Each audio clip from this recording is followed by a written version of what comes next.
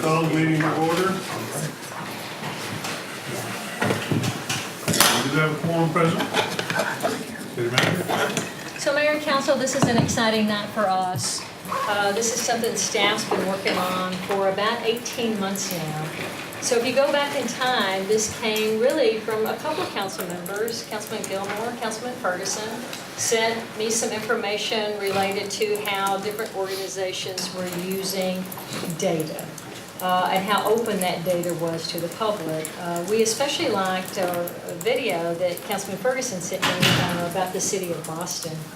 And so a lot of what you'll see tonight, we actually used Boston as a basis for this overall program.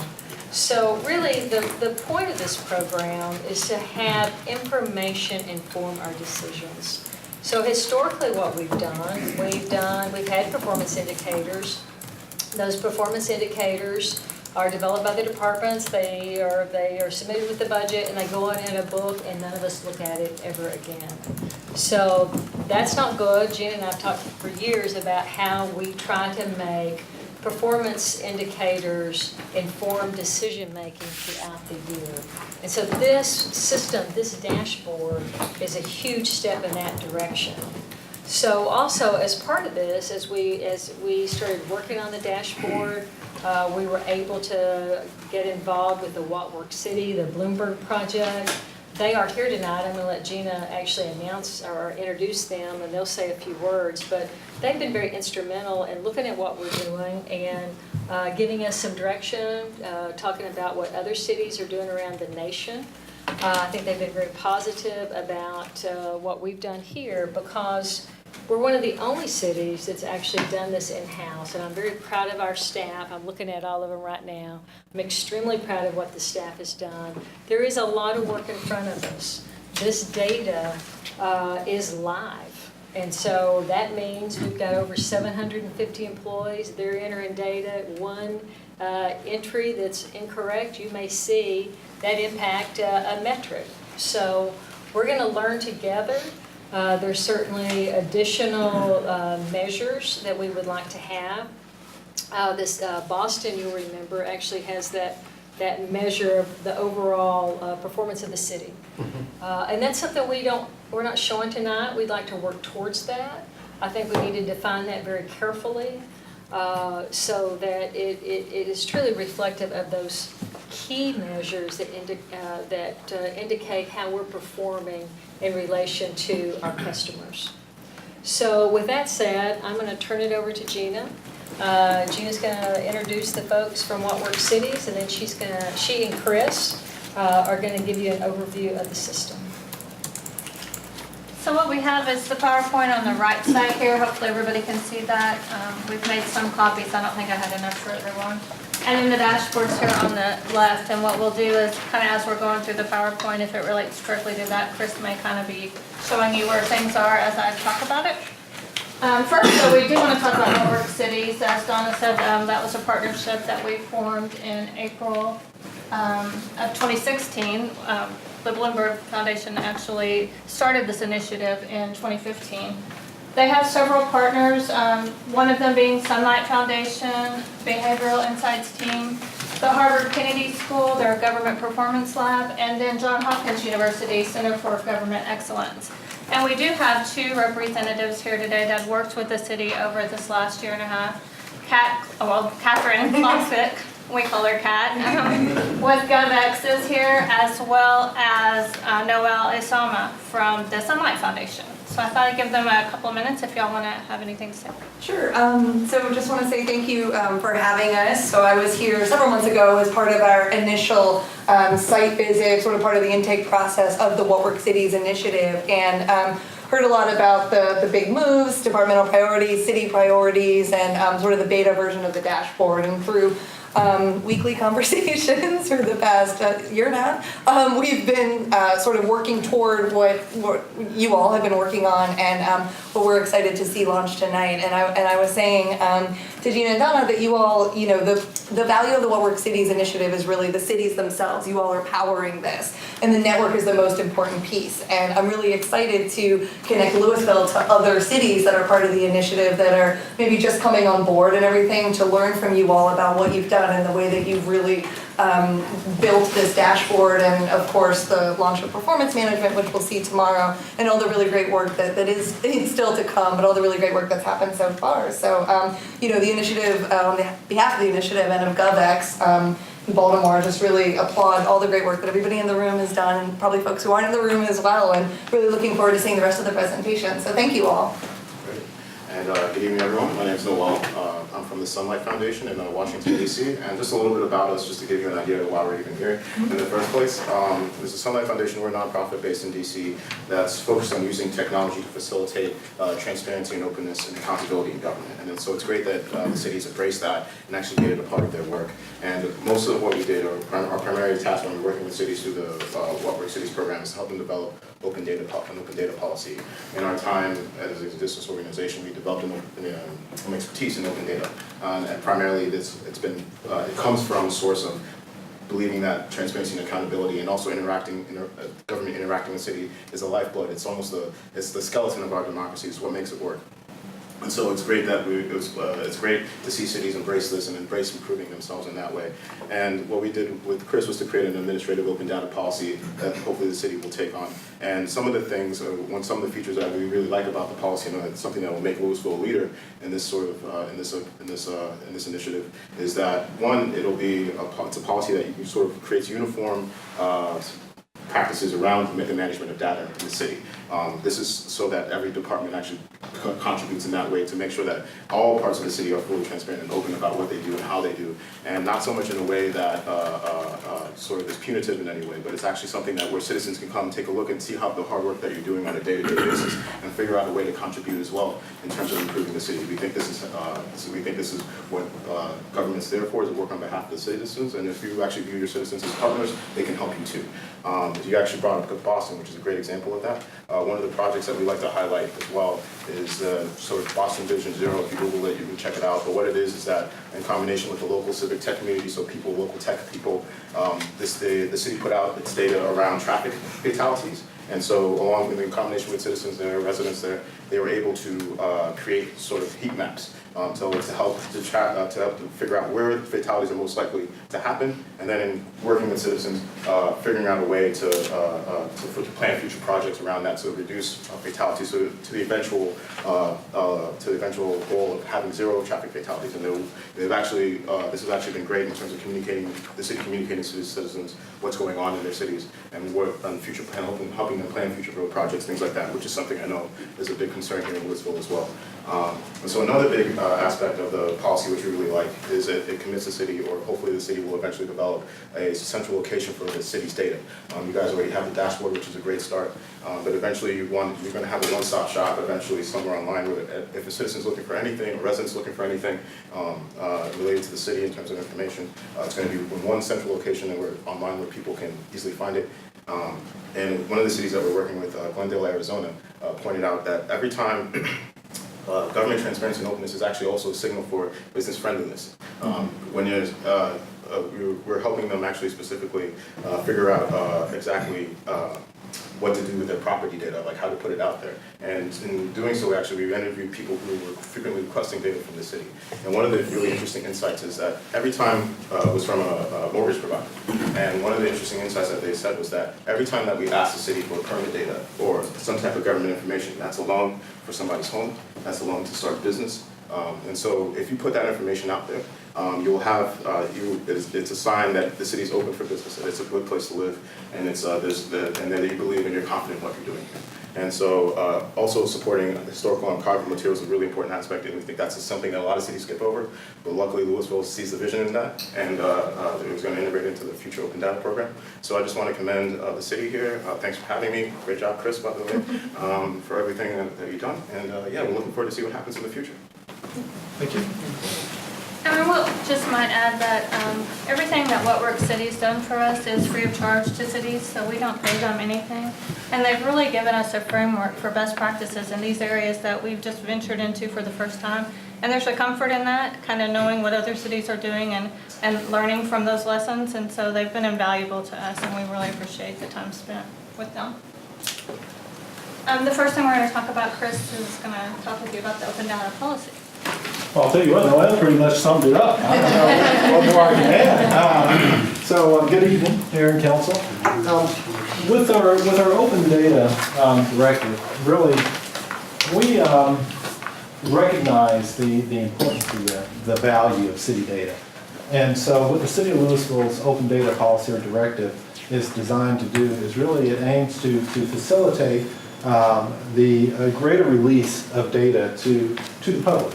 And that's for internal and external purposes, anything that's going to actually benefit the city. And so in creating the open data policy, obviously some of the things are pretty obvious as far as transparency. But one thing that I want to mention that Noel hit on, and that is it really provides you structure. And that structure gives you greater accountability throughout departments as well, because it defines what should be released, and it gives everybody a level playing field, if you will. Part of this open data policy that we created was a committee, and the committee is made up of multiple different levels of individuals within the organization. So you have some department directors that are on it, you also have some of the people that are maybe managers or even supervisors that are responsible for the data entry that's actually going into the system. And so through this committee, we've developed a process where we will review any measures that are being brought to the table, and then there's actually a process that then feeds it through whether or not it needs to go to legal, for instance, for review. Is this data, is there anything that we should redact? And then ultimately, it gets approved, and then that's when it would go over to development to actually be worked on. And then if there's any modifications of an existing metric, if it's a small modification, it wouldn't go through that process, but anything that would spark or trigger legal review or something of that nature, it would go through the whole process all over again. So this open data portal, I know, I don't believe anybody's seen this yet. You shouldn't be able to see it. This is going to be another subset of data for us, if you will. What we're talking about tonight is the metrics.cityoflouisville.com, which is really the performance measure. But the open data policy covers more than just that. What we're doing here, this is going to be able, in October, we're going to release this, and it'll be just like the metrics where it's a work in progress. This will be, a living site, if you will. But this will be where you will be able to download any of the data sets as far as not being manipulated in any way. So what I mean by that is when we're looking at our metrics, we're taking that data for a specific purpose. So take police response time, for example. Well, there we're taking that response time to come up specifically with that measure for this type priority 1 call, right? Well, let's say that you as an individual, you want to see all call times, regardless of priority 1, priority 2, or what have you. You would actually go to this site to download that entire data set instead of just looking at what we've got for that particular metric. And the other thing that's really cool here is this platform, this portal, our mapping vendor, Esri, has created this, and this is free for us to use as well. And so it's already in its intrinsic form, it's able to provide us a platform for any GIS data. So any of our layers that we have out there, this will be a place that you would go to actually download that information for whatever purpose that you might have.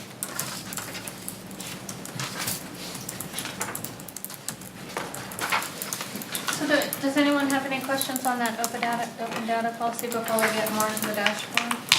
Yeah. Our intent is eventually to have a link to that data hub or portal, whatever you want to call that, on here so that we can say, we're showing it to you the way we think it's beneficial to you, but if you want to see more and in a different way, you have access to it right there on the same site. So that's the intent. And it's called a policy because that's what Work City calls it. We call it an administrative directive. So the performance dashboard, why a dashboard? Again, Donna talked a lot about Boston and the direction we've received from our city council. At the same time, we were having more open and transparent discussions, the friendliness that Noel kind of mentioned, and making cities trustworthy again. You know, you hear so many negative stories that we're really trying to do everything we can to make sure that residents can trust government. Also, we want to more fully utilize evidence and facts in decision making, and that's as simple as it is. We wanted to be able to get the data as quick as possible to make identifications in trends or anomalies or any kind of data for decision making. And so those three things kind of came together all at the right time. What Work Cities came in, and it really gave us that push to go ahead and venture into the dashboard. Not to be too dramatic here, but I really do think that this can change the way the city operates. And I think that because we have a council commitment, we have our city manager's commitment and engagement in this. If you go into her office today, you'll see this up on, the dashboard is up on a screen in her office. She looks at it, she questions it, she wants to understand it, and utilizes it already to this day. She's very nice. I've been wearing her out. No, it's a good thing. It's a great thing. But also, it's enabling greater access to facts and evidence through every layer of the organization. So the managers who need that data and have wanted that data are now being able to get access to that.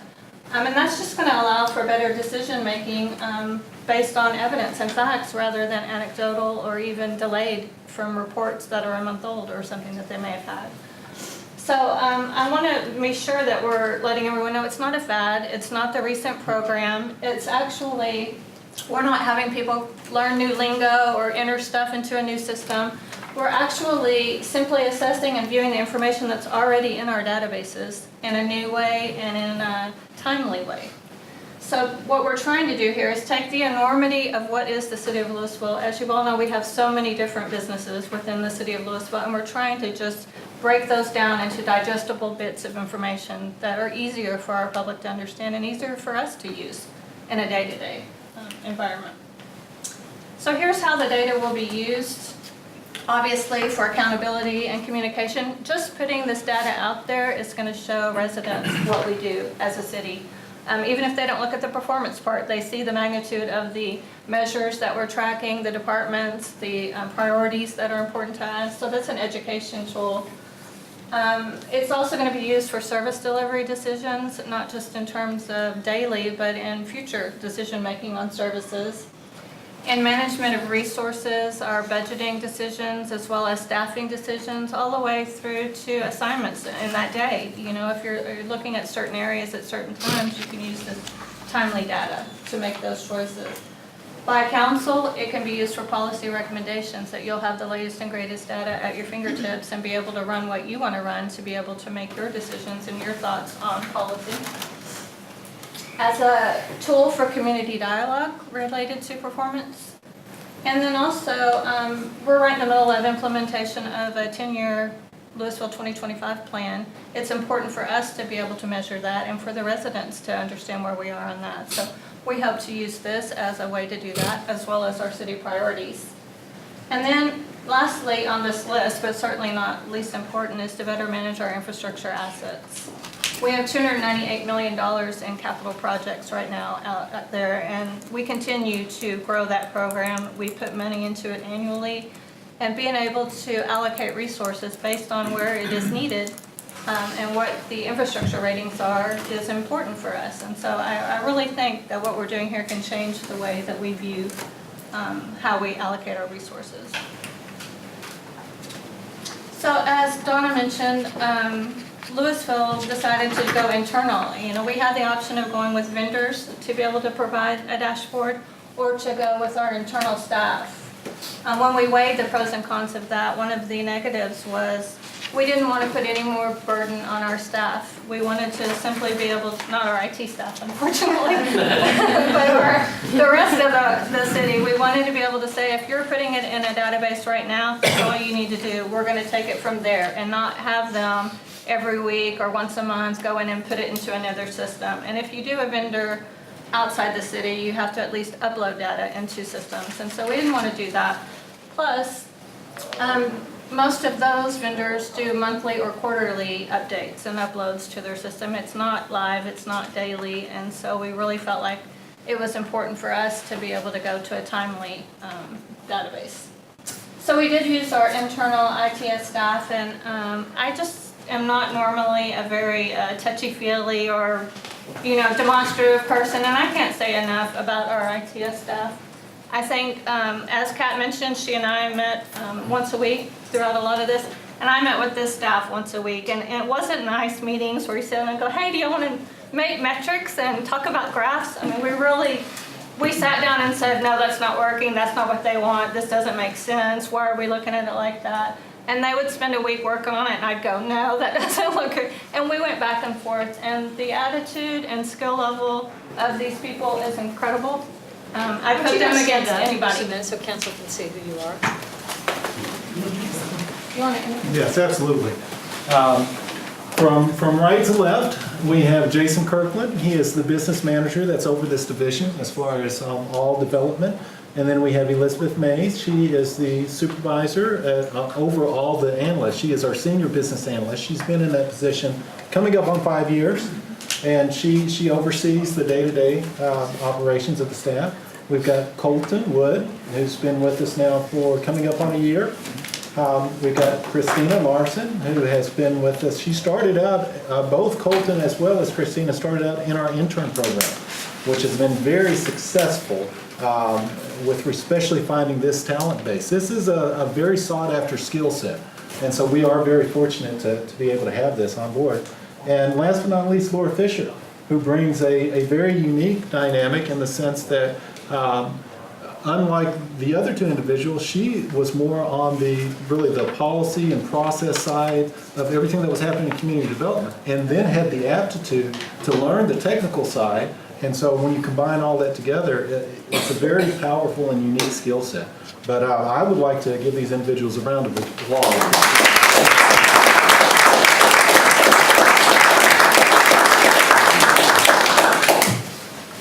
Thank you. So first, do you want to Sure. talk technical? So this is actually, and we won't spend too much time on this. If anybody has questions, offline after the meeting, I'd be glad to answer them. This is your nice, this is like the picture model of the book, right? So this is the easy to understand. So this is where you start, right? These are all your various databases. So, historically cities have all this data that we consume and we hold on to. So a lot of times they're in silos, if you will. And so what you're trying to do is break all that apart and ultimately get up here, right? So that's what you're seeing over here as far as the GUI. Now how does all this magic work? Well, in essence, what's happening is these individuals over here have written all of these SQL stored procedures. And so all of that logic, what's great about that is all of that logic is actually stored within the databases. So any of these stored procedures, we can reuse this code. So every time you're trying to do something different, you're not having to reinvent the wheel. And then the command and control app, what this is a process that's actually running every 20 minutes, okay, to refresh this data. And that's how we're getting the live data. We're taking this information and we're putting it in temporary tables. That way, no matter what your volume is, as far as who's hitting these sites, you're not impacting any of your production databases. So for instance, when we're talking about the CAD time, CAD call times, well, you don't want to be hitting your public safety database directly because you don't know what the impact's going to have, right? You don't want to hurt your performance. So what this command and control app does is when it queries it, it puts it over this temp table. That way, no matter how many requests we have for this information, we don't hit the production databases. So, and then the next slide is going to really show you the technology stack that's used here. A lot of Java, CSS used on the front end as far as what you're seeing over here, this page. That's what these guys are doing the development in as far as the GUI, the user interface. And then we talked about the command and control app, and that's really happening in SQL to pull all that information out. When you're looking at the SQL queries, that's where most of the logic is. That's where all of the, what are you trying to pull out? How are you trying to actually outline it, I guess, if you will, in as far as your view. And then with respect to the data sources, we've got a variety of data sources that we're hitting. Fortunately, most of our databases are SQL databases, but we do have some ones that are a little funky, like the Progress database. We're using some web APIs. We're even pulling some stuff off some Google spreadsheets. One of the challenges that we've had, quite frankly, though, are databases that aren't on premise, meaning they're not on site. So anything that is hosted or remote, that brings up a whole new set of challenges. And so, in this whole process, now what we've done, whenever we're doing any acquisition of technology, that's one of the first questions that we ask. Do we want this data? And if so, does the vendor provide access to the data?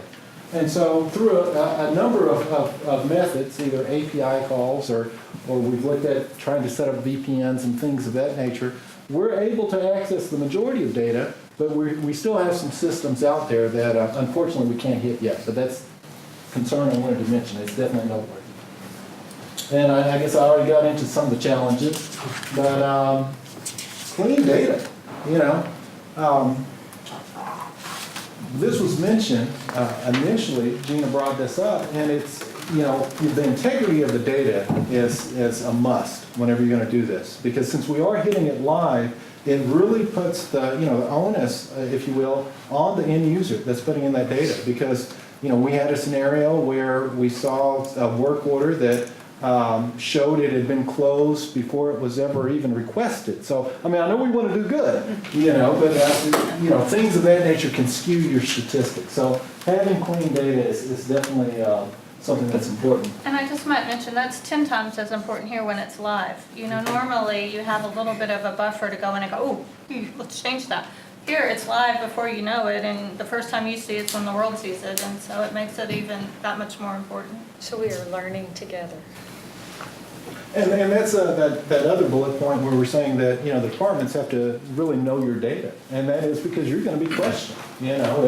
If something doesn't look right, more than likely you're going to have to field a question on it. So you really need to be informed with respect to what you're putting out there.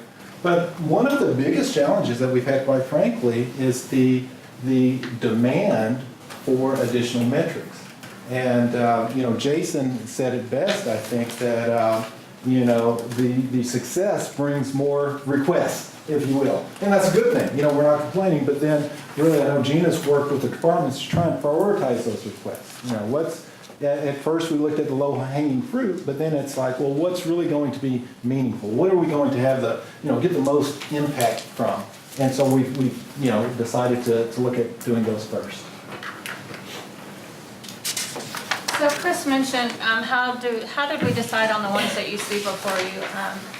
We prioritized a bunch. We have over 150 metrics out there on our list right now. We've got probably 15 that are in development right now. That 3 of them were on here earlier today, and we took them off because we weren't quite ready to have them. So they're closed. So how do we determine that? These are the factors that we look at and what gets onto the metrics.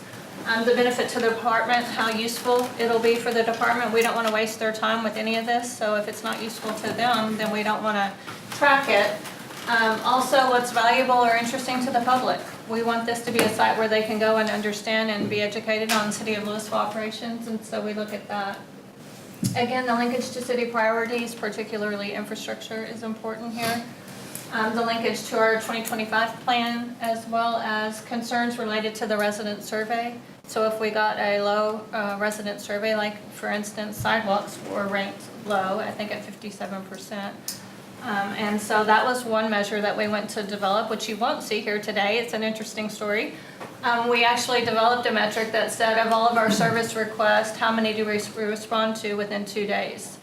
When we started running that metric, it was like 3 years was the answer. Not a good response. And so we went into that a little bit more and said, what's going on here? How can that be? And so it turns out the way that we track it and the way that the departments use it is different than the way we maybe want to show it. And so what happened, normally when they get a call for a sidewalk repair, it's normally a trip hazard or something out there. And they immediately, within the next day usually, go out there and take care of the trip hazard or whatever the problem is. However, they weren't closing the work order. They were just saying in a note, we went out and took care of that, but it's still open waiting for our CIP project to come through and fix all the sidewalks in that neighborhood.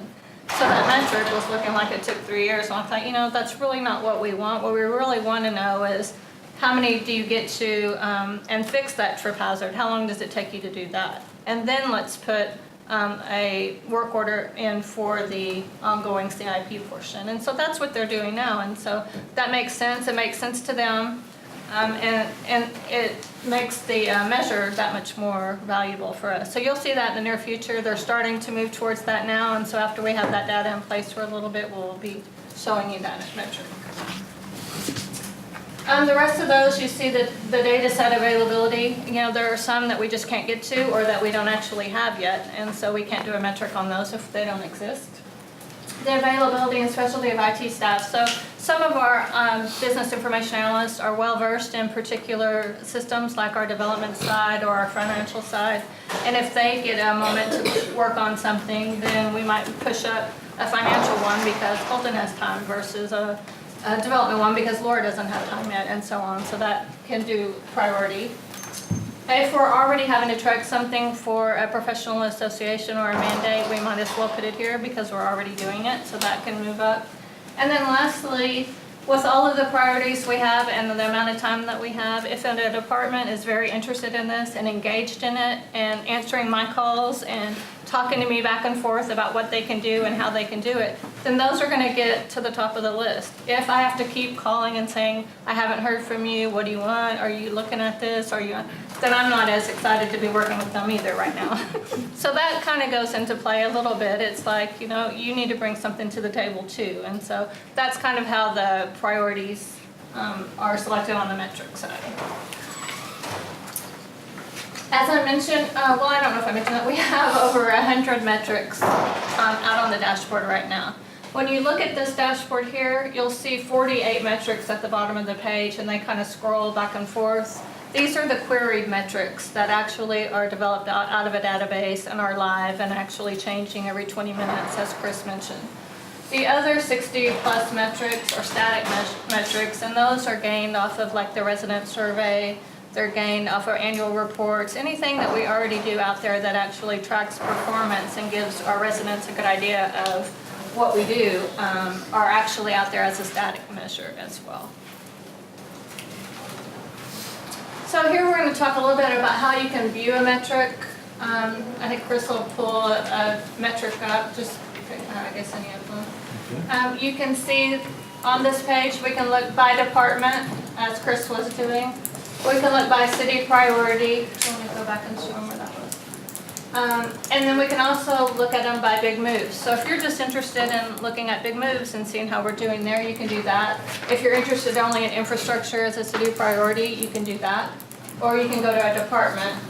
Again, you can also look at them here at the bottom of the screen. They're listed here in alphabetical order, but there are sorting features here where you can change it to list it by value, and the value would be the actual day queried metric, and it does it in terms of those that are exceeding goals versus those that are meeting goals and those that are still delayed in meeting their goal. Let's see. We also have them, you'll notice here, by day, week, and month, so that you can see the current day's metric, what it averages for a week, as well as what it's averaged over the last month. And that way you can kind of see if we have a trend going on, or if there's an anomaly here, or if today looks really bad but the week and the month look good, you know, don't freak out because it's, you know, only the day. And so that gives you kind of perspective on the different values. And then if you click on one of these, you can also, you'll go into the actual metric itself. And so if you aren't sure what any of these are, you can actually click on the name and it will open up the metric. So that's kind of all the different ways that the metrics can be viewed. Whenever you do pull up one of the metrics, you'll see the metric title at the top. We'll have the value, and that's either a gauge, as you can see here with percentages, or it's actually a number or letter if it's not a percentage. You'll see the department that it's associated with. All of these that Chris is showing are police. You'll see a description of the metric. And then you'll see the goal so that you can kind of contextualize the actual value to know whether it's good or bad. So in this case, he's on the inmates in jail. We have a goal of less than 52, and that's only because we have 52 spaces for people in jail. We want to be less than that, and currently we're at 13. So then you have the time period measured. So this one, 30 days here, is telling you that we go back over the last 30 days and what's the average number that we've had in our jail over the last 30 days. The source of the data tells you what database it comes from. When the metric was last refreshed, these show you within the last 13-14 minutes, these were refreshed. You also have a history graph on all of the metrics that show you kind of the last, this one is the last, it looks like it's 9 months, I guess. And then it shows the detail table, and that one just shows you all of the details that are adding up to those values that you see. And then some of them will have in-depth analysis or further information, and that just varies by metric. So this one that he clicked on is actually who's in the jail today. You can kind of see who's out there and what they did to get there. The last thing that we will, the last thing is the versus yesterday little measure there. That one shows you the increase or decrease from the prior day, just so you can kind of see how we're doing today as compared to yesterday. Yeah, it's interesting. So we were looking at the response time this morning, and it was 8.2. So you see, you can drill down and you can literally go in, you can see what calls are making that longer. So that's one, you could pick six. Six that you actually, I have up all the time that I monitor very closely. Chris, do you want to go back to the main page? So Or the response KPIs? time's 1, police response time, fire response time. So these are the 6 KPIs, which are key performance indicators that we've decided could be your default. Once you go into this and start using it, you can change these to be whatever you want. But these are the response times on police and fire. Then we have public services, street work orders, traffic work orders. We have our code enforcement compliance rate. And then the average days to complete a new business registration. Those are the ones that default. But again, Chris, do you want to show them how you can actually change one? Sure, like if you want to take one off. So if I come in here, I click the X, now I've got this plus symbol to where I can go and I can add a new metric that I want to place there. And it will save for your profile, if you will. So the next time you go, those will be saved. So obviously the ITS work orders or internet percent capacity, I know everybody's interested in that. So let's see what's up there. Do you want to indicate or talk about the indication of colors? Yes, let's see if we have one on, here it is, I think. So the metric values, we compare them to the goal, obviously. Each goal is agreed upon by the department and by administration, so that we don't just take whatever the department wants and they aren't just given whatever we want. If they don't like the goal that we've set for them, we have a discussion about it. We want those goals to be meaningful. We want them to be reachable but aggressive. We don't want them to just be happy with the status quo.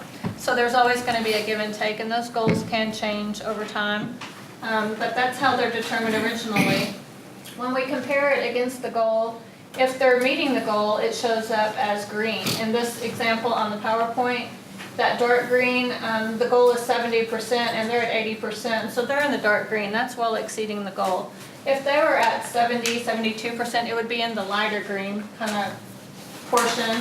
And if they're below 70%, the entire graph would show, there on the left would be red, and you would see red. So as you're going through these, just at a glance, you can see if the graph has red in it, we're not meeting the goal. So that's kind of an easy way to determine meeting or not. So lastly, before we just kind of go into some of the more of the metrics, I wanted to talk about that. We have 150 that are currently proposed. In development, we have the sidewalk repair one that I mentioned. We also have recreation class activity participation, including Leela, that we're excited about. I know Stacy's excited about those. Library, I'm going to talk about in just a second. We're also doing sustainability metrics on water consumption. We have one almost done for City of Louisville water consumption, as well as citywide, all over the City of Louisville water consumption. And we're looking at fuel and electricity next for the City of Louisville organization. Then we're also trying to use our development review activity report to start getting a feel for how long does it take somebody to get through the process, the development process here in Louisville. Right now, we're working on a plan development and a special use permitting stage, just to kind of say on average, you know, how that changes and what's acceptable and what isn't in that area. So those are the ones that are coming up next. We've got a bunch more, and as you go through this, we will point out there's a feedback button here on the actual dashboard on the top right. That feedback button will be live for anyone to give us ideas on metrics, on saying, hey, what does this mean, and can we change what we're doing here? That we can respond to them if they want. If they don't, we don't have to. If they don't give us their name and number. For council, also, we've set up a Google Doc, which I'll be emailing to you after this meeting. That gives you an avenue to put in any questions that you have, any additional metrics you'd like us to look at, any changes, or kind of why are we looking at this, those kind of things.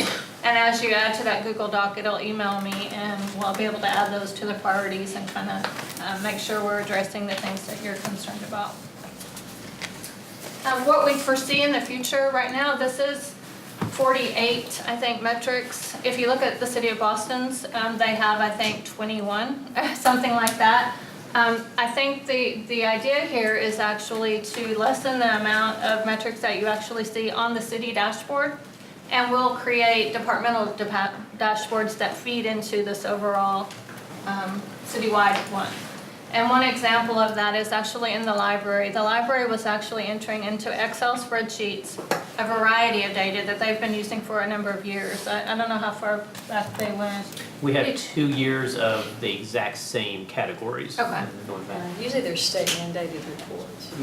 And so they were doing that in Excel. Jason created a form for them to go in and enter that in a form rather than in Excel that would be queryable in a database.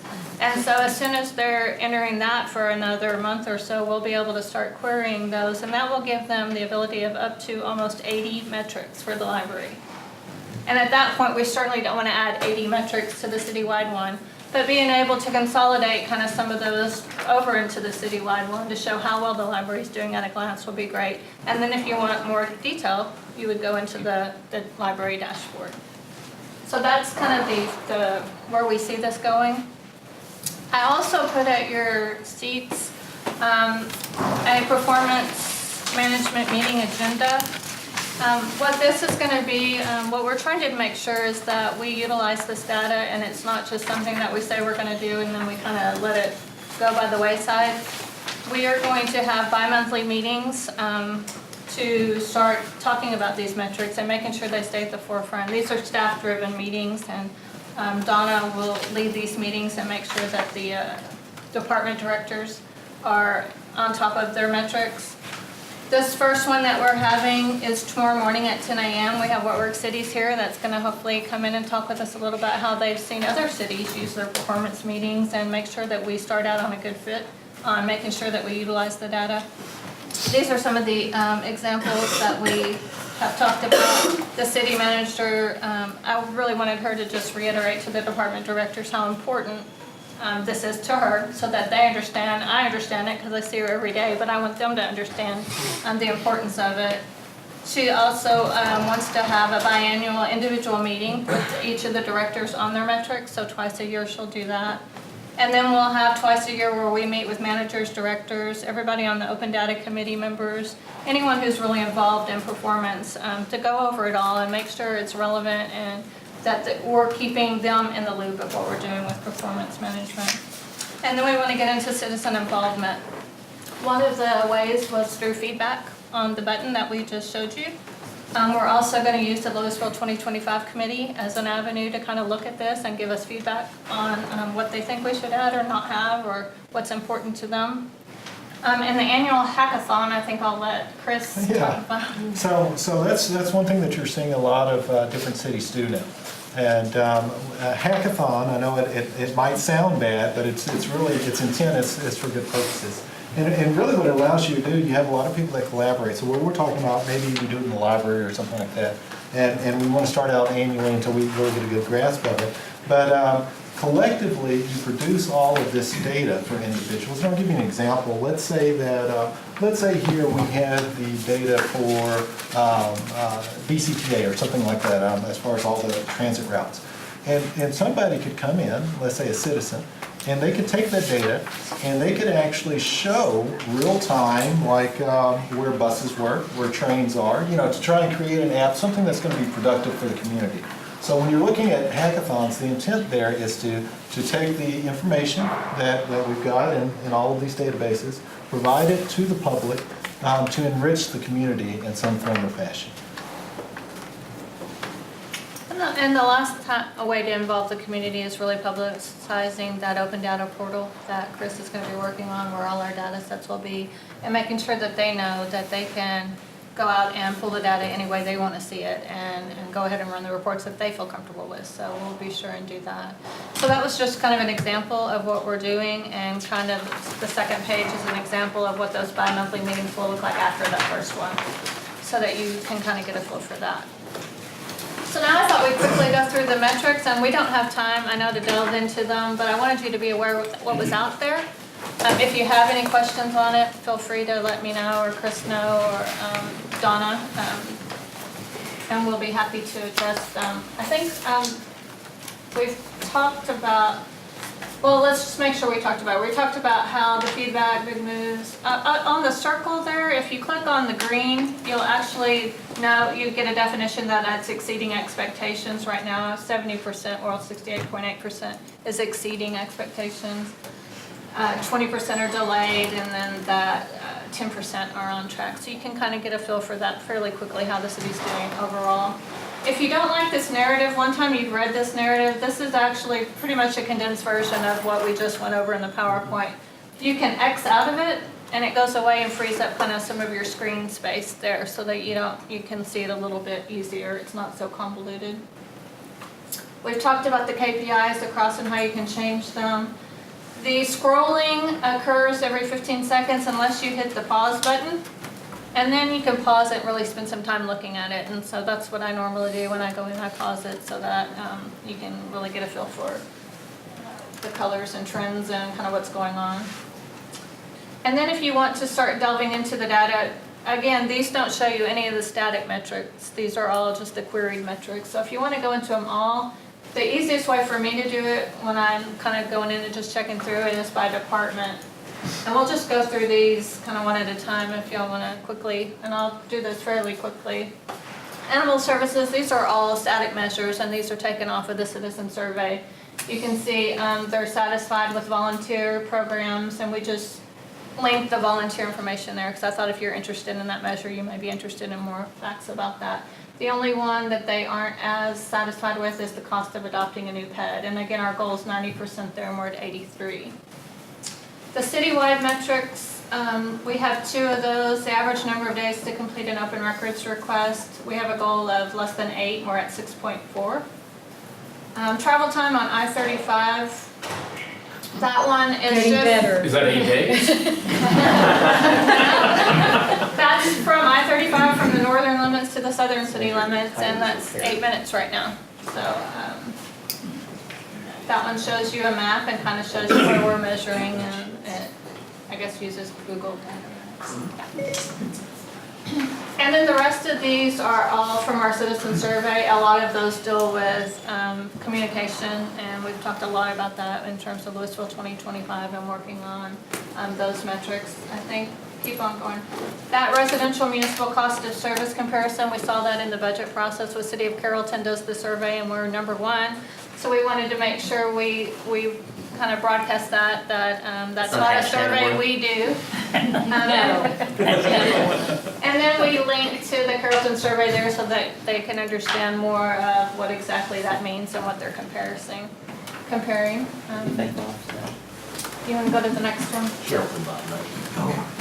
Code enforcement. This one has a lot of good queried information. These are the average number of days to close grass and weed violations, fences, unsightly materials, inoperative vehicles, tree trimming. We also have, back up there, what was there? There's a percent of code enforcement complaints processed within 48 hours, so we want to make sure if somebody calls and has something, we get back with them and we are addressing that complaint. Are these residential or residential and commercial? They're residential and commercial. We also have percent of officer-initiated code enforcement cases, and that one I put out there as an educational.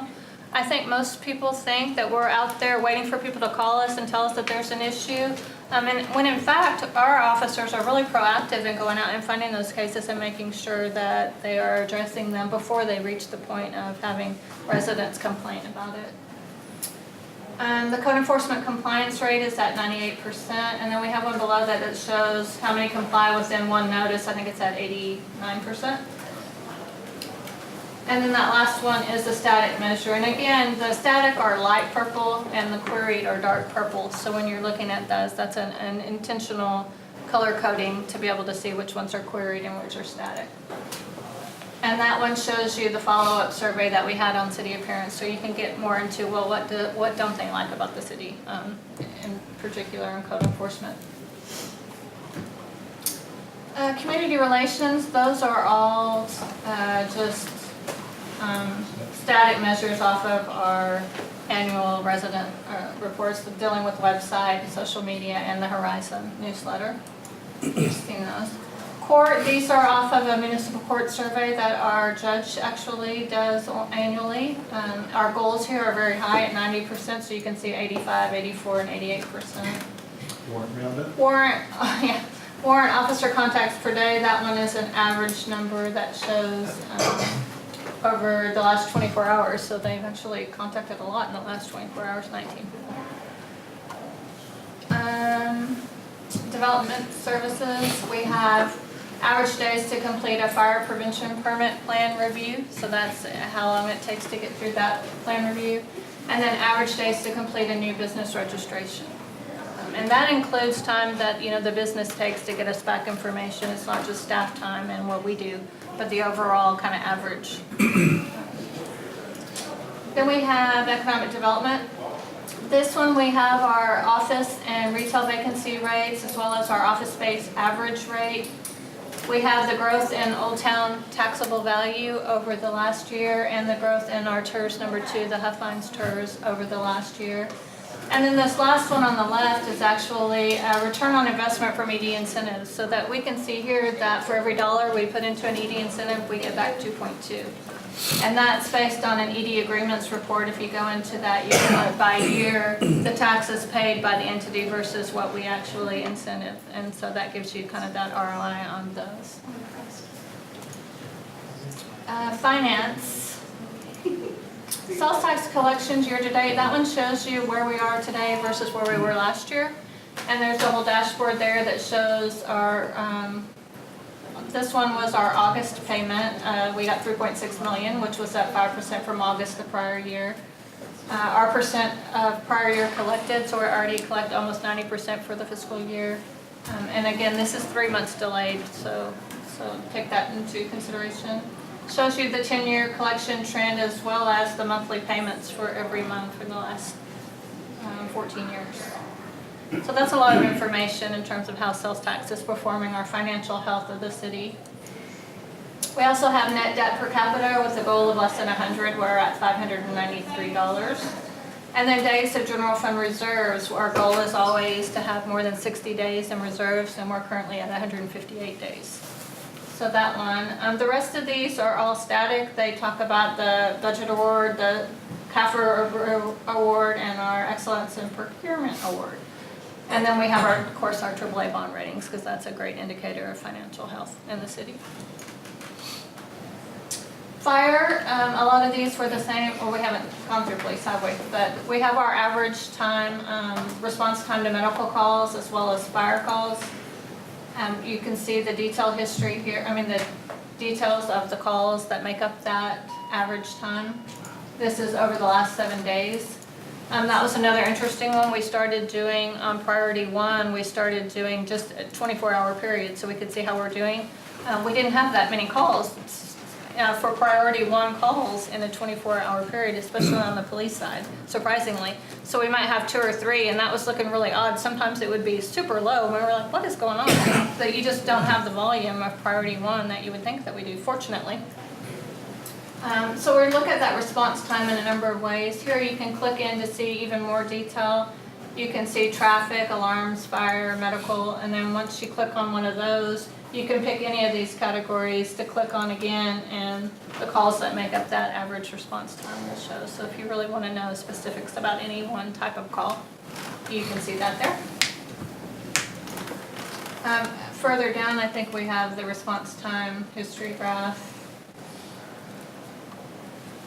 And so we have this for police and fire. It looks the same, just at different call types.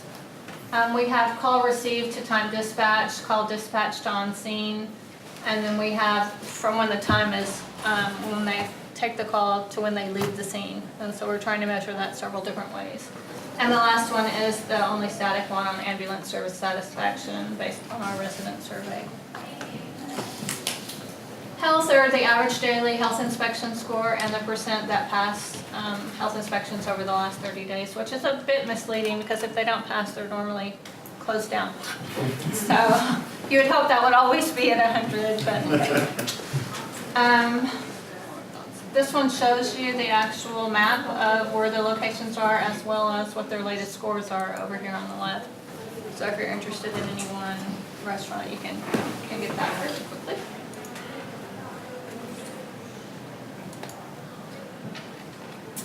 Human resources, the only one we have for portal human resources is our city employee turnover rate. Right now we're at 7%, which is a good turnover rate. We have set more of an aggressive goal at 5%, so you'll see that one probably be in the red most of the year, I would assume. We'll see, and that includes retirees and everybody, so it's kind of a difficult one. Information technology, we have Wi-Fi availability, the internet percent of capacity, and then we've got several on work orders. Work orders open at the end of the day, work orders open and close on the same day, and then our average work order survey score, which we try to be over 3.5, and it's an average score of 3.9. And trust me, every time you send them something, they send you something back and you have to fill out a survey. So I do a lot of those, but they always do good stuff. The library, these are all the static measures. This one, you'll see the teens and the adult one are both low, and interestingly enough, you'll remember in the budget process for 17-18, we actually added funding in both of those programs to expand those programs. So that's one way we've used the data to actually implement decisions. We've also attached the schedule of classes here, again, just if you're interested in oops, that's not good. If you're interested in the schedule of classes for teens or youth, you can go in and find them, usually. Parks and recreation. I see a ticket. This one on the top left is the percent of population with within half a mile of a park. That one's exciting for us. We've never done that one before. The industry's goal, I guess, is 100%. You want everybody to be within that. We're at 88%, which we think is a pretty healthy, but not quite there yet. You can see by park, kind of the estimated population and what percentage of the population is by that park. So that one's interesting. The rest of these are satisfaction off of the resident survey. If you keep going down though on this one, these have athletic field condition ratings, playground condition ratings. You can go into the in-depth analysis on one of those, Chris. This one will show you all of the parks and recreation different facilities graded on several factors, including age, cleanliness, safety, structural appearance, functionality.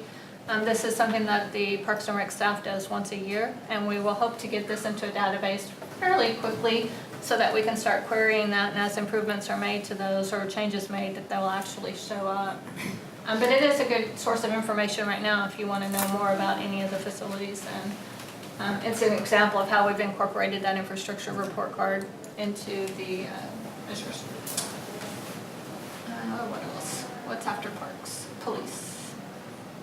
We're right at 6 o'clock, Council. Okay, well, we only have two more. Do you want me to do them or no? It's up to the mayor. Do I? Okay, police is almost exactly the same ones that we saw. Well, we already talked about the inmates, and the rest of those are response times. So that one's similar to what we had with fire and the same in-depth type analysis.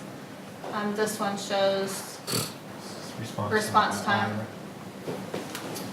And then we've got public services. Public services has a large number that you'll be interested in terms of how long it takes us to repair certain things, and water meter leaks, work orders open and closed, pothole repairs. And it shows maps of where those have occurred, and you can get more detail on those. These also have alley condition ratings, street condition ratings, reduction in city fuel is there, and so that's primarily all of the metrics that we have developed so far, and I know that's a ton of metrics. If you have any questions about any of those, I'd be happy to talk with you more about them, or Chris would be happy to, assuming. Thank you. We ready to move on up to the third floor now? Okay, council's going up to the third floor, and everybody else is welcome. So I'm gonna go up there too. Y'all are welcome if you'd like. And when we get up there, we'll get started. Next item, public hearing. Okay, this public hearing, staff is asking that it be continued to September 18th. We're still working through some of the documents related to this, so just need a little bit more time.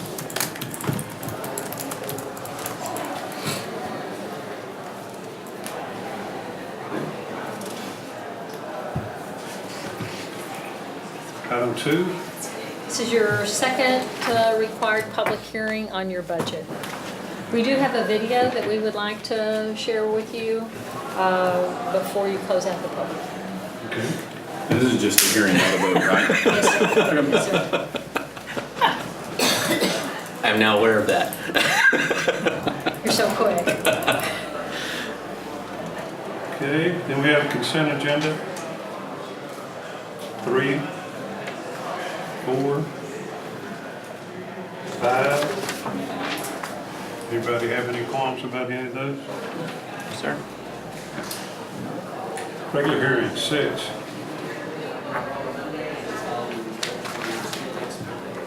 7.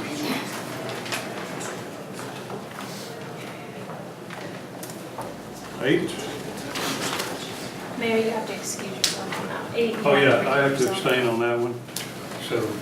Julie, did we hand out that information we got on the candidate, the person who, oh, sorry.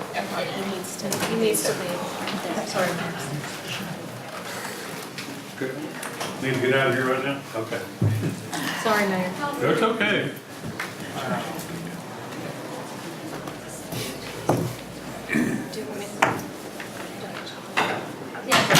So in your backup, there is a list of the current board members on there. Robert Gallagher does not wish to be reappointed. The appraisal district let me know that. Just a reminder, this is just a nomination right now. Later on in December, this will come back for you to all cast your votes at that point in time. So I did not, it's printed, I'll have to grab it. But they all received an email today from Michael Hassett, that just indicated his desire to be nominated to be on the board. I can grab those. So what is the action on this? You just need to nominate whoever you want to nominate for this board. So, have to nominate anyone. yeah. Correct. Well, I'd like to make sure that we at least nominate Mike Hassett. Asked you to do that. He's asked us to do that. I've talked with him. I actually know him. His wife is Christy Hassett from the LASD. That's correct. He's a good guy, smart. He knows what he's doing. He's a good representative for us. So we only necessarily nominate one. You can, up to 5. Yeah, we can do up to 5. So I don't have an issue with renominating any of the names here either, other than I don't really know them that well. Michelle French. Not Well, Michelle, well, she's an ex officio. Ex officio. Yeah.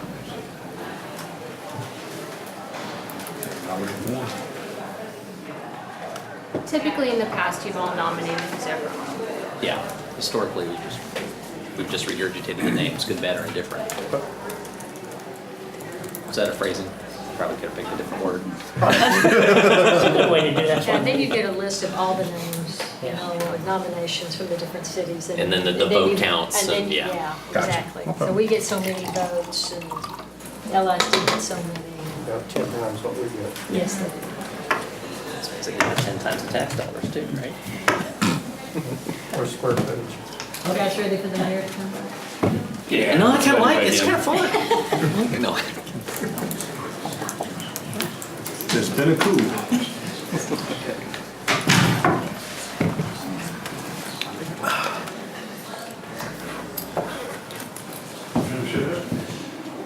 Yes, sir.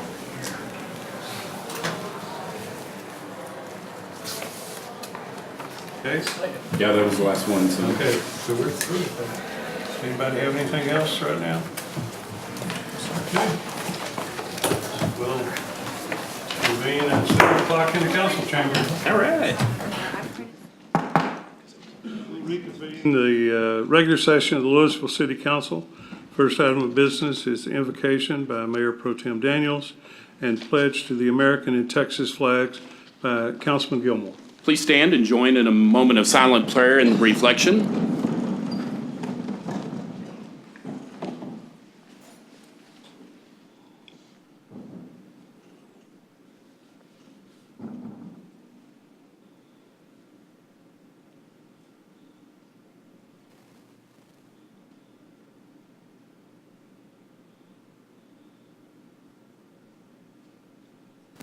Amen. Please join me in the pledges to our flags. I pledge allegiance to the flag of the United States of America and to the republic for which it stands, one nation under God, indivisible, with liberty and justice for all. Honor the Texas flag.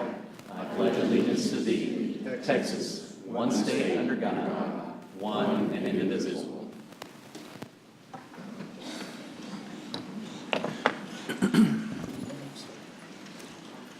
Next, we'll have a proclamation by Mayor Pro Tem Daniels. Garrett?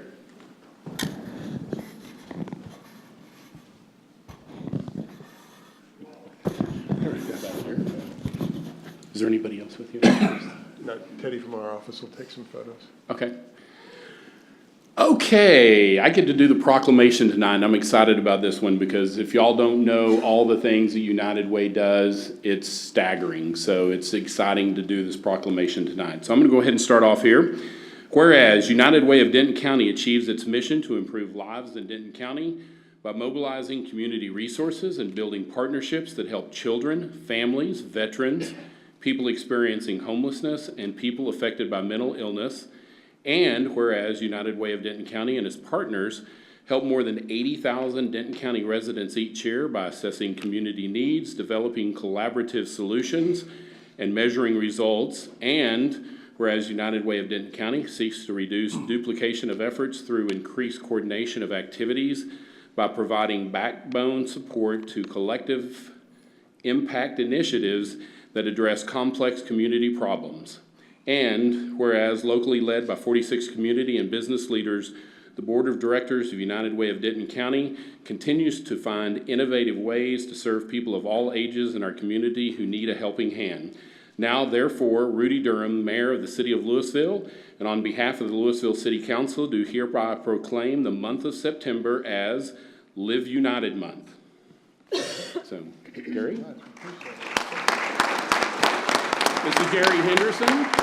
I don't know, you're a director, president, CEO. Okay. Yeah. Would you like to say a few words? I would love to. I'm going to turn around here for just a second and talk to these important individuals. I want to thank you so much for allowing us to partner with the City of Louisville.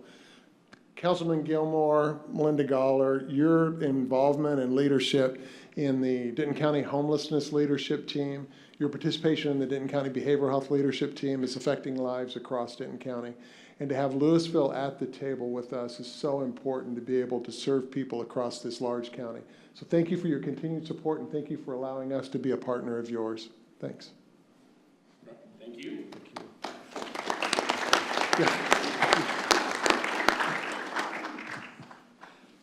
Now we'll have a presentation by Deputy Mayor Pro Tem Jones, certificates of appointment and oaths of office to newly appointed members of the Youth Council. All right, guys, it's time to come up and get your certificates. I'm going to list your names. If you could come up and kind of walk this way, the judge is right here. He's going to swear you in, but I just want to need you to line up that way. So here we go. Miss Marissa Alvarez. There you go. McKenna Carboy.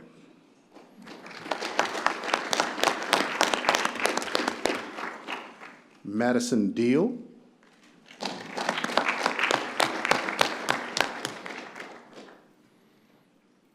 Cameron Dockery.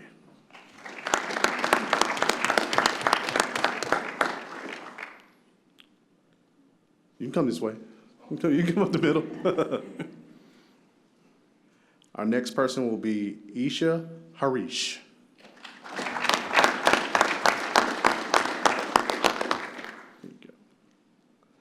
David Hernandez.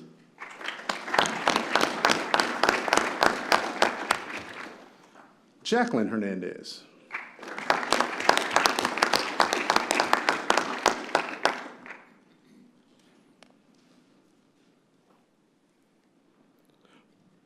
Par In Young.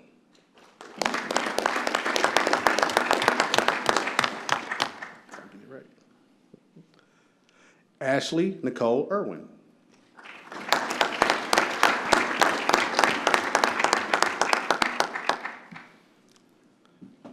You're welcome. Justin Jang.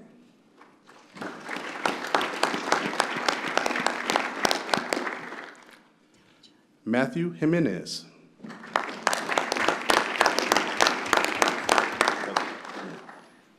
Maya Y. Coco.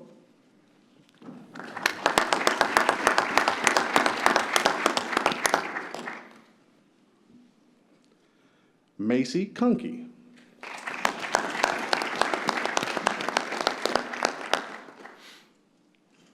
Jasmine Lewis.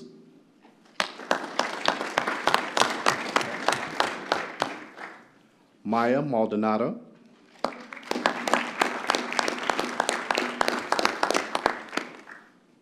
Claire Marone.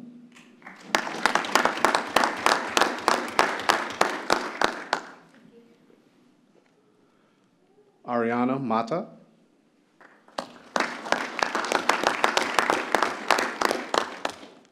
Make sure I get this one right. 10 M. Shu.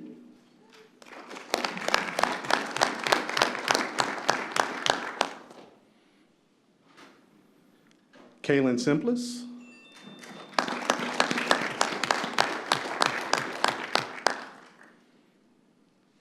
Yasmin Sosa.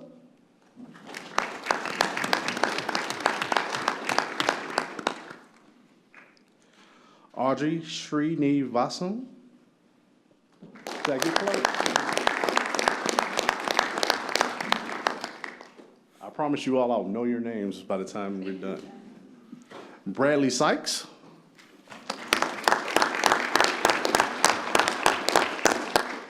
India Taylor.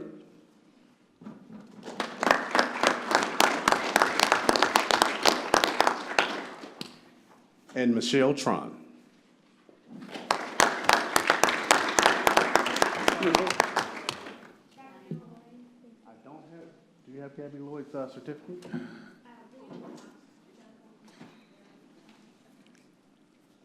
Oh, come on up, Gabby. We'll get you. Gabby Lloyd.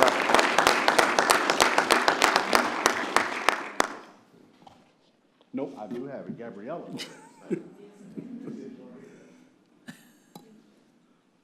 Okay, welcome to the Youth Council, but you're not official yet. Oh,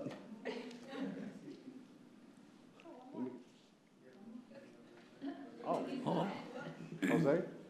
Okay, Jose Rodriguez.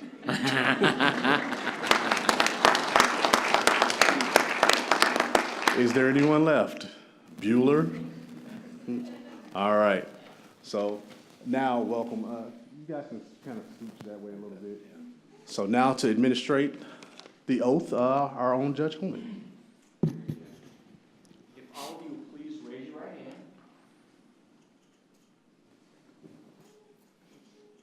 And repeat after me. I state your name. Do solemnly swear. That I will faithfully execute. The duties required. As a member. Of the Youth Action Council. Of the City of Louisville, State of Texas.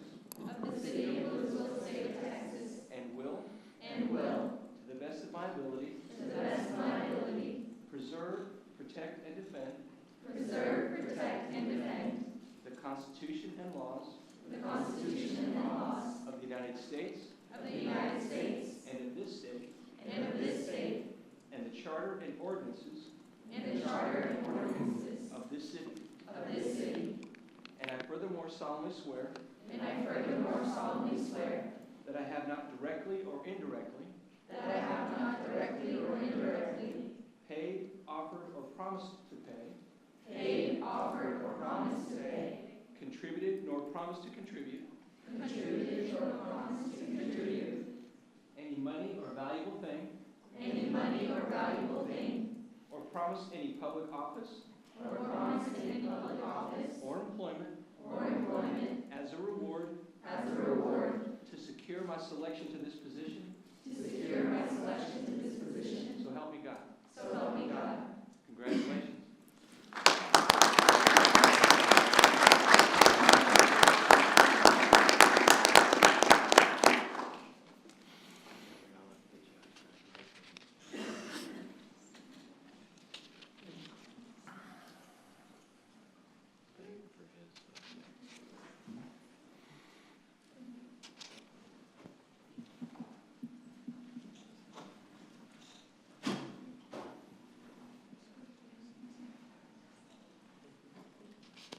Okay, thank y'all very much.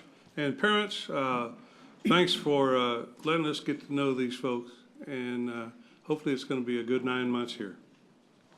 So.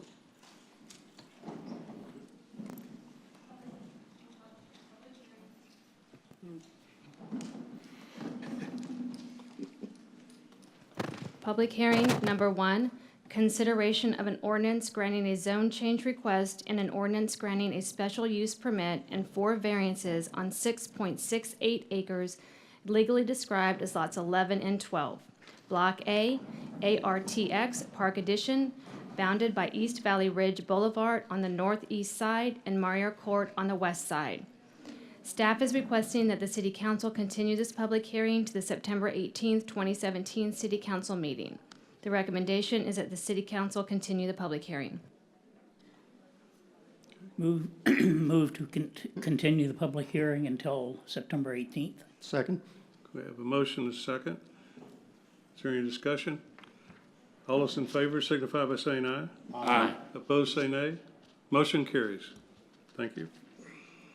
Public hearing number 2, consideration of the proposed fiscal year 2017-2018 budget, property tax revenue increase, and proposed property tax rate. The proposed fiscal year 2017-2018 property tax rate is .436086, equal to the current .436086 tax rate. The proposed budget includes changes made by City Council at the budget workshop held on August 12th. The recommendation is that the City Council conduct the public hearing. We do have a video on this one, and we have no one to speak. Okay, let's go ahead and see the video. The budget workshop for the fiscal year 17-18 budget was held on August 12th. All those in favor signify by saying aye. Aye. At that meeting, the City Council decided to maintain the tax rate of .436086.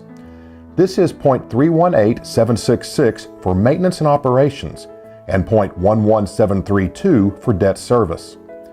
Although the tax rate remained level, property values increased an average of 9.95%. Therefore, the effect on the average homeowner in Louisville will be an increase of $85.76 annually, or $7.15 per month in taxes paid. The tax rate of 43 cents per $100 of assessed property value is a low tax rate when compared to surrounding cities. As you can see from this chart, Louisville has the second lowest tax rate of the 18 comparable cities. Council chose to maintain the current rate rather than decrease it due to a number of concerns. The Multi-Generational Center, which is currently under design, will have $33.7 million in debt issued during the next fiscal year to help pay for construction costs.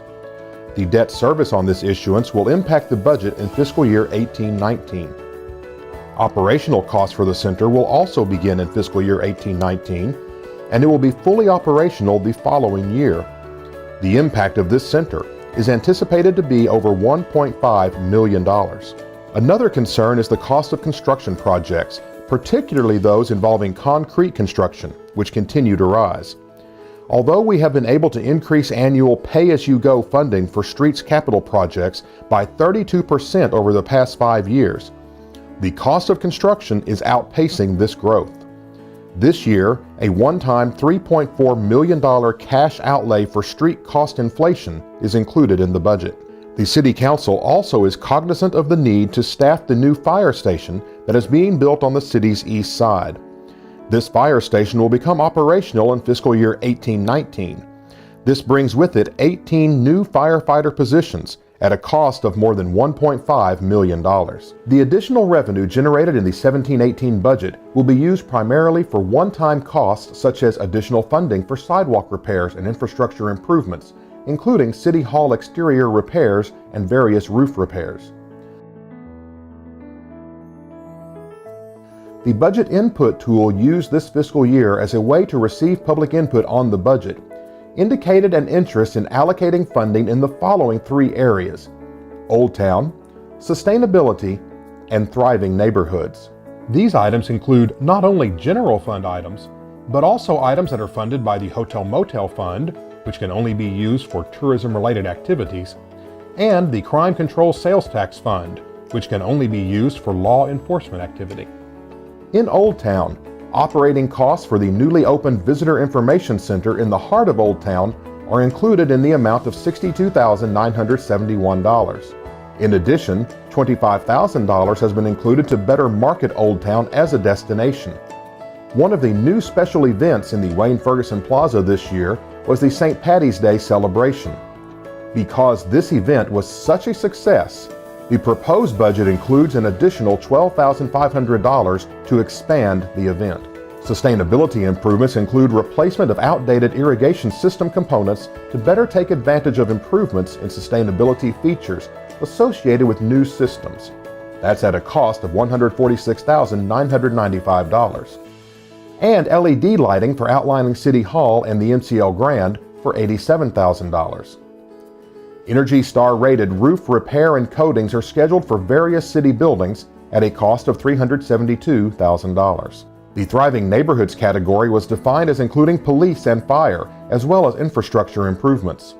Therefore, many new or expanded programs in this year's budget are allocated to Thriving Neighborhoods. In particular, $547,000 is added for additional sidewalk repairs, a public safety computer-aided dispatch replacement at a cost of $1.2 million, a police department body camera system for $547,000, and the design cost for a new live burn training tower for the fire department. A smaller program that is directly related to Thriving Neighborhoods is the Property Enhancement Program. The PEP program is a reimbursable and partially matching grant the city provides homeowners for home repairs. This program's original funding of $165,000 has been depleted, and additional funding is being added. $85,000 is included in this year's budget, and an additional $80,000 is proposed in the upcoming budget. Also during the budget workshop, Council discussed a 6% increase in both water and sewer service rates. This is due to more than $400,000 in cost increases from Dallas Water Utilities for the water we purchase, as well as funding a new meter changeout program at a cost of $720,000 annually for the next 7 years. Construction cost increases in utility system capital projects are costing $1.6 million this fiscal year. Aging infrastructure is a concern, with some of the major facilities, such as the lift stations and treatment plants, being more than 50 years old. Even with a 6% increase in water and sewer rates, we will still have one of the lowest rates in the area. The value of City of Louisville operations to our residents is a great one. As the following charts show, created by the City of Carrollton, Louisville has the lowest cost of service of any survey city at just $1,835 annually, compared to the survey average of $2,658. We want to hear your opinions on the proposed 17-18 budget. Please visit cityoflouisville.com/budget for detailed information on all the requested projects and items. You also are invited to attend 2 scheduled public hearings on the budget. They will be held Tuesday, September 5th at 7:30 a.m. and Monday, September 11th at 7 p.m. Both hearings will be held in the council chambers at Louisville City Hall, 151 West Church Street. Your input will help make Louisville a place where people choose to live, work, and visit.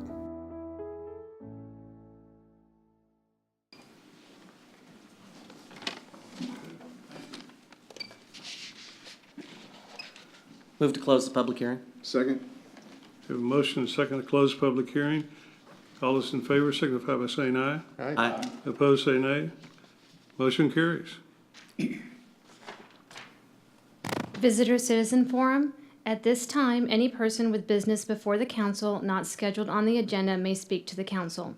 No formal action can be taken on these items at this meeting. Council, we have Chris Nelson here to speak.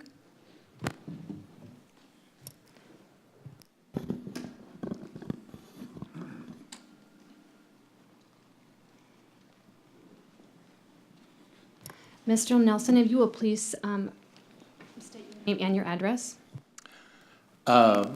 Chris Nelson, 422 Mullins. Just briefly, I've been a citizen of Louisville for 6 years and a homeowner. And since this was meeting was about taxes, we had a neighborhood meeting in the North Point Church, and I talked to several people over there about not the taxes. We're pretty happy with the city. Our main problems or questions we have are with the county and the appraisal district. Several of us compared notes and looked at some past irregularities and some questions we had from that we didn't get straight answers from the appraisal district. And my concern that even though this is not technically city business, that what the appraisal district does affects the revenue of the city. So we have low taxes in Louisville. I'm happy with my appraisal, but my concern is that if the appraisals are not seen as fair to all the citizens, or there's questions about them, it hurts the citizens and it hurts the city. Even though the city may not have any control over what goes on, the city has a lot more capability to find out, or at least ask questions we didn't get answered, or we don't feel like we got straight answers to. And it may just be my ignorance that I don't understand the process, but you know, I work in databases. I can look at the appraisal database and see that historically there's discrepancies that don't add up. And I don't know if that's a county issue or an appraisal district issue, but I do feel like it affects the citizens of the city and the city's revenue. So I'm not expecting any answers from y'all. I know y'all can't give me answers. I just couldn't find any resource besides the other people in the city and other citizens in the county that had similar complaints. Okay, thank you, sir. Appreciate it. Thank you for your time. Agenda. All of the following items on the consent agenda are considered to be self-explanatory by the council and will be enacted with one motion. There will be no separate discussion of these items unless a council member or citizen so requests. For a citizen to request removal of an item, a speaker card must be filled out and submitted to the city secretary. I've not received any cards, Mayor. Okay. Move to approve the consent agenda. Second. We have a motion and a second to approve the consent agenda. All those in favor signify by saying aye. Aye. Opposed, say nay. Motion carries. Item number 6. consideration of an ordinance approving the 2017-2018 annual service plan update for the Josie Lane Public Improvement District. This is an update to the service plan and assessment role for the Josie Lane Public Improvement District, which identifies public improvement costs to be provided by the PID, the manner of assessing the property in the PID, and the assessment role. The recommendation is that the City Council consider and approve the ordinance as set forth in the caption. Okay, Councilman Ferguson. Move to approve as presented. Second. We have a motion and a second. Counselor? This is an ordinance of the City of Louisville approving the 2017-2018 annual service plan update for the service and assessment plan and assessment role for public improvements for the Josie Lane Public Improvement District with Chapter 372 Texas Local Government Code as amended, providing a repeal or severability and effective date, and declaring an emergency. Okay. All those in favor signify by saying aye. Aye. Opposed, say nay. Motion carries. Item 7, consideration of the adoption of the Old Town Louisville Transit-Oriented Development Master Update, the Northern Gateway Plan and Southern Gateway Plan.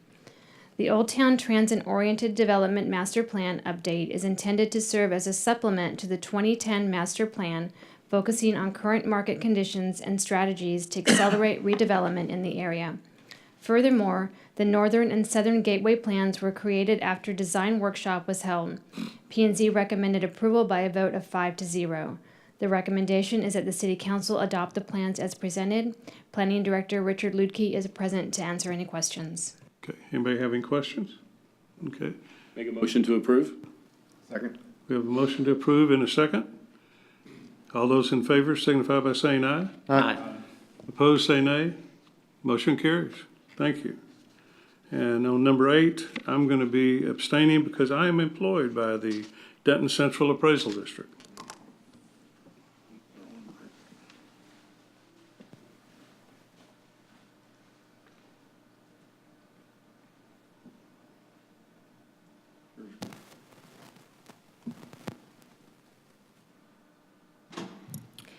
Item 8, consideration of a resolution nominating candidates to the Denton Central Appraisal District Board of Directors.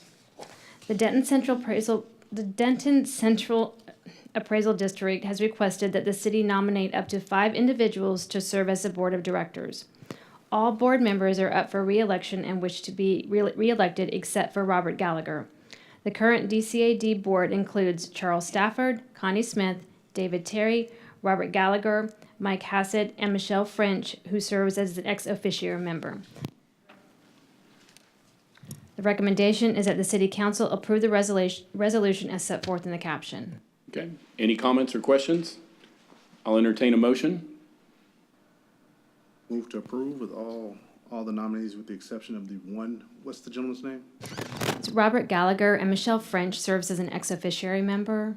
So move to approve the nomination of all but Mr. Gallagher and Michelle French, who's ex officio. Okay, do we have a second? All in favor? Aye. Thank you. Mayor? Mayor Pro Tem, who seconded that motion? Councilman Gilmore. Thank you.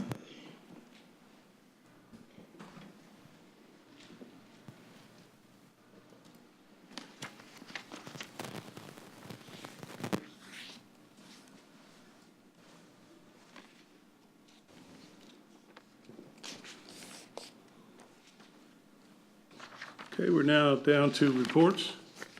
Nika? Tim? Okay. Council Mayor, I just wanted to take an opportunity to introduce, we have a new staff member on, a new emergency management coordinator on staff. We are so happy to have Thomas Quinn.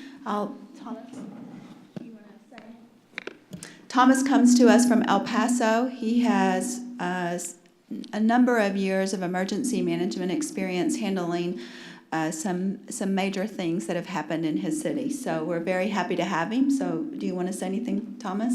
Oh, yes, ma'am. Just real quickly. I am grateful for the opportunity to serve this great community. Thank you. Thank you. Yes, nothing? Okay. Anything about the lake today? Yes, Mayor, the current lake level is 522.15. Okay, good. She's out talking, I believe. Yes, Claire? Mayor. On September 16th, from 9 a.m. to 1 p.m. at the MCL Grand, we are going to be hosting, as part of our Thriving Neighborhood Initiative, a do-it-yourself DIY home improvement mini expo. We're partnering with Frost Bank and Home Depot, where we're going to teach citizens who are interested on how to patch up a hole in the wall, and other things. The PEP program is going to be, and Neighbors Leading Neighbors volunteer outreach program is going to be highlighted in that. So if you're interested in learning about how to patch up a hole in your wall or do other home repairs, please join us. Okay. Thanks, Jim. Yes, Mayor, I'd like David Solomon to give the council and the citizens a report on Cowan Street and Valley Ridge. Okay. Good news, I hope. Yeah, I was just going to say that. For a change, I'm up here giving you good news instead of bad news.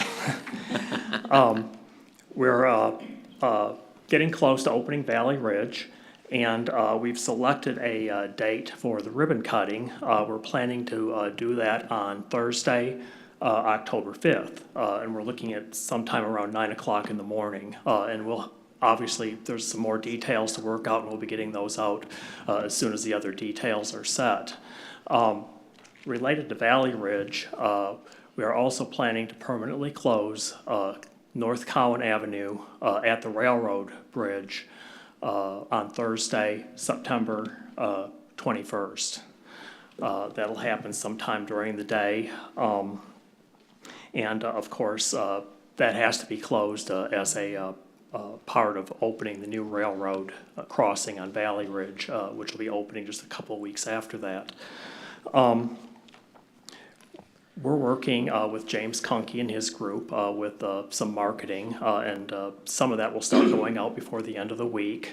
We're going to be doing some portable message boards out there in the neighborhood. We're going to be putting information on the city website and social media.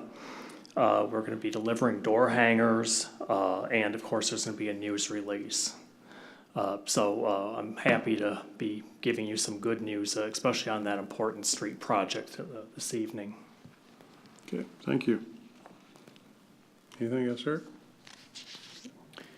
Yes, Mayor, I've got several things. First of all, I've got to say, I can't imagine a workshop that I've been more excited about since the one we had today. And Gina, Chris, and I know tons of other people have worked on this, but I think this, like Gina said, this could transform the way the city does business. So great job on everybody concerned.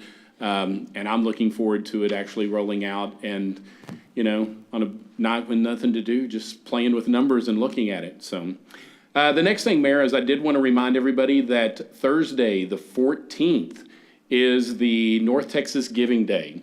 So great time for those of you who want to give, and some of your money will be matched. So it's a great time to give to the organization that you choose and that you love. So it's a great time to give, and it's helped out by extra giving. So, and then the last thing, it's not too long till Western Days. So I'm getting ready and getting excited. One of my favorite times of the year. That's it, Mayor. I too am excited about the metrics. I saw it from when we first got it, and to watch it grow like it has, it's going to be exciting. But I'm also excited, very excited about the Youth Action Council. I think that's going to be terrific. I want to thank Melinda for all the work that she's done so far. She's really done a yeoman's job of getting this thing going, and we're going to have a good 9 months, and we're going to make sure that we get all of you guys out there to come hang out with these kids. And okay. It's like the third time you've made that comment. All right. They said someone who will remain unnamed. But you got anything, TJ? That's it for me. All right. Of course, thanks and gratitude, but I'd like to take just a moment because today is the 16th anniversary of September 11th. And as our former fire chief, Rick Lasky, is wont to say, never forgetting means never forgetting. And I'd like to especially put out some thoughts and good wishes to our first responders and those folks who are still today dealing with the outcomes of September 11th. But what I remember of September 11th is not so much the tragedy, which of course was horrific, but the sense of community that we had in the weeks that followed. that sense of coming together, of working together, of being in disagreement, but still agreeing that we wanted a positive outcome. And I was reminded of that on Friday when we lost Mr. Doug Killow. And I can think of no better mentor, leader, neighbor, friend, the list goes on and on. But if there was one word that described Doug to me, it was community. Everything was secondary to him. Louisville was first, from our children to our families, and the stories go on and on. So I would ask that if you all would please put a little corner of your heart aside for the Killow family, as we have lost a great man for our community, and I can't think of a better way to uphold his commitment than to go out there and meet a neighbor and just continue to help build this community, because it's a great one. That's all I have, Mayor. Okay, thank you. Everything done? So last Thursday, we had the ribbon cutting for our new Visitor Information Center, and we had a great turnout for that open house. We're so excited to have that new facility. So if you've got friends in from out of town and they don't know quite what to do, they need to visit our new information center. It's really a great asset for the city, located on Main Street, directly behind the MCL Grand. Okay, thank you. Just want to make sure everybody keeps remembering the hurricane victims, now Texas, Louisiana, and Florida, and more coming. So just remember, the hard work is just now getting to start. So thank you. Neil? Yes, Mayor. Being sometimes at the tail end means you've got things on your list and you've already heard them, but I want to personally emphasize two items. First, remembering 9/11, and the second is remembering Doug Killow, who I think many of us knew quite well and will be greatly missed in this community. So keep those two thoughts in mind, particularly today. There is a memorial service tomorrow afternoon, 5 p.m. at LHS Stuver Auditorium for Doug, and the public is welcome to attend. I did have it on my list also about the dashboard. So the city manager may recall getting a phone call late in the evening one night after I'd seen a news story about the Boston dashboard and promised to send her a link to that video because I was sure I could find it, and I think within an hour or two you had that. So it's particularly like a Christmas gift to me to get that dashboard. What I saw in it was so many layers. It was a tool that I would benefit from. It would give me a better grasp of everything going on. It would give me a better capability to answer questions when asked by citizens, give me a better understanding of some of the difficulties departments face and also their successes. But it trickles on down through the entire staff and across the council and then throughout the city. There's so many benefits. We have a ton of data. We have often said, and y'all probably heard me say it, we have more product lines than Procter & Gamble. And trying to get your arms wrapped around all of that and understand it and know where it's all headed is not easy. So this seemed to be the tool. And it was a huge delight at the retreat a year ago to see what the staff had come up with, and it just gets better.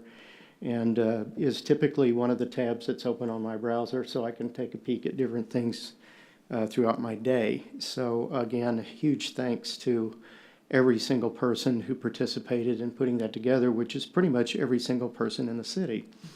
But I think it's just a fabulous tool. And I'll drop the thought here. First of all, I mentioned to you I'd like to see it at Western Days where the public can take a look at it. I'd also like to see us entertain presenting it at Texas Municipal League or National League of Cities perhaps next year, because I think one of the key things here is that it's one thing for a Boston or a New York or Chicago to be able to implement something like this, but it's quite a statement for a city the size of Louisville to be able to pull this rabbit out of the hat.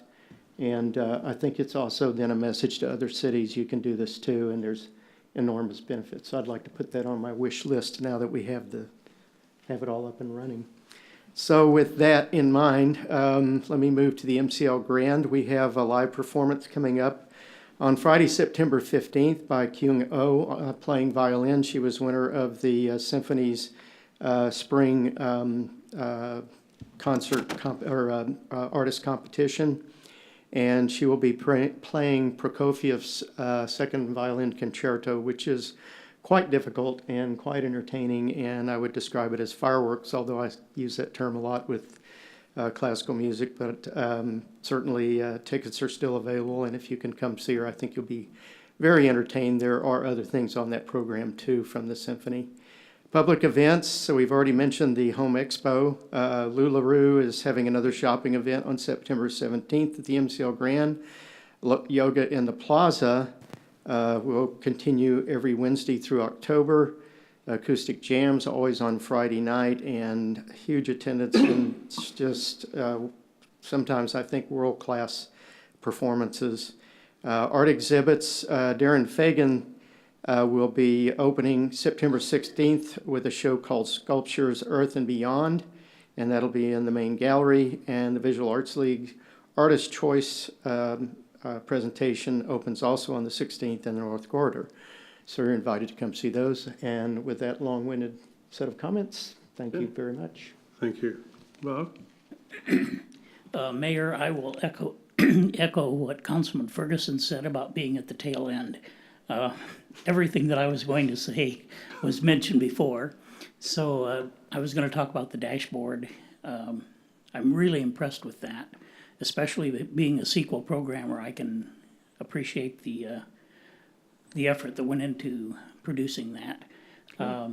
Western Days, the visitors center is unbelievable. So if you haven't been there, make an effort to get there. So, and everything else on the list was on mine too. So, okay. Thank you. Thank you, Councilor, City Secretary, Officer. Thanks for your service to the community. So, we have all the items on the agenda. Okay.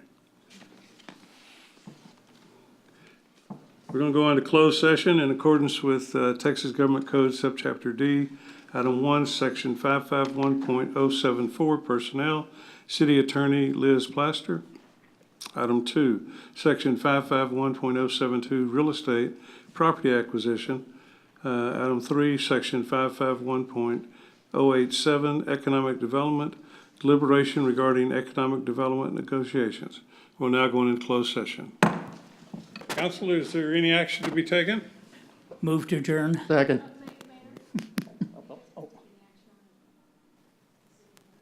Oh. Oh, yes. Did y'all calculate a number, or just the?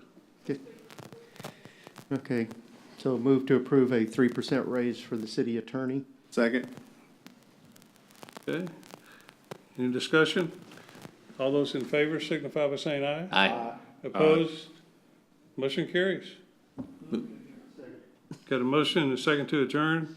All those in favor signify by saying aye. Aye. Opposed, say nay. Motion carries. We're adjourned.